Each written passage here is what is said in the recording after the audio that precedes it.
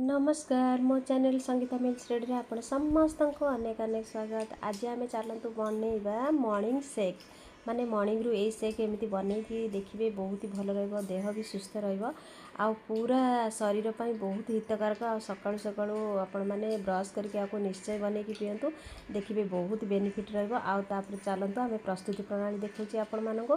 गोटे जार नै जिबा, जार रे मु किछि राति रे माने किछि आलमंड आ किछि काजू किशमिश पानी रे भिजेकी रखतिली, ताको राति रे भिजेकी रखिदेबे। तापर ताको सब देदेली गोटे जार रे, तार पानी टाको भी फिंगिबानी, तार पानी टाको रखिथिबा साइड रे। तापर ताको छाणी सब देदेले आमे आलमंड आ काजू किशमिश। तापर गोटे कदली को एमती मु देदेली छोट छोट खंड करिकी। तापर ताको किछि क्षीर देकी ताको आमे गोटे बनै देबा, गोटे पूरा फाइन पेस्ट पूरा बनै देबा। पेस्ट बनै सरला परे तापर गोटे ग्लास को आमे उजाड़ देबा। तापर ताको टिके सजेइबा पई आ टिके टेस्टी बनैबा पई ता ऊपर किछि काजू किशमिश आ किछि आलमंड छोट छोट करके दे देइथिली। तापर किछि आपेल को छोट छोट खंड करके दे देइछि, आ किछि मैंगो को काटिकी दे देइछि।